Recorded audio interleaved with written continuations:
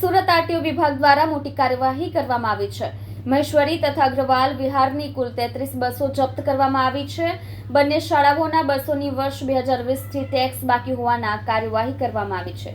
શહેરમાં પોલીસ બાદ આરટીઓ હરકતમાં આવી છે। સુરત આરટીઓ દ્વારા મોટી કાર્યવાહી કરવામાં આવી છે। મહેશ્વરી તથા અગ્રવાલ વિહારની કુલ 33 બસો જપ્ત કરવામાં આવી છે। બંને શાળાઓના બસોની વર્ષ 2020 થી ટેક્સ બાકી હોવાના કારણે આરટીઓ વિભાગ દ્વારા કાર્યવાહી કરવામાં આવી છે। તે ઉપરાંત આરટીઓ વિભાગ દ્વારા સુરત ડીઈઓને પણ આ મામલે રજૂઆત કરવામાં આવી છે। શાળાના બસ સંચાલકોના વાંકે વિદ્યાર્થીઓ અને વાલીઓ પરેશાન થઈ રહ્યા હોવાથી રજૂઆત કરવામાં આવી છે। કેમેરામેન હકીમ શેખ સાથે વસીમ હાસમીનો રિપોર્ટ, આઝાદ ન્યૂઝ, સુરત।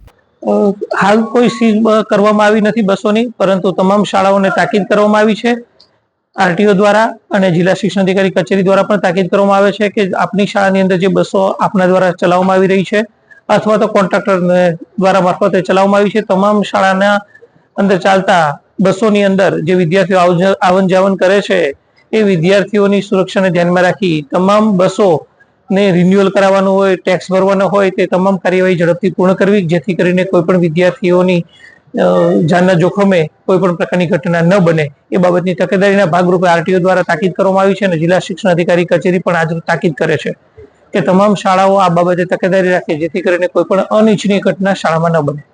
કોન્ટ્રાક્ટરના ભોગે વાલીઓને બાળકોએ ભોગવવાનો વારો આવ્યો છે। આવી કોઈ પણ ઘટના ન બને એના તાકીદના ભાગરૂપે જ એડવાન્સમાં બધા આ તમામ પ્રકારની કાર્યવાહી કરવામાં આવી રહી છે। આરટીઓ અને જિલ્લા શિક્ષણ અધિકારી સંયુક્ત ઉપક્રમે બંને દ્વારા શાળાને જાણ કરવામાં આવે છે અને જે પણ કાર્યવાહી બાકી હોય તાત્કાલિક કાર્યવાહી પૂર્ણ કરવા માટે જણાવવામાં આવે છે।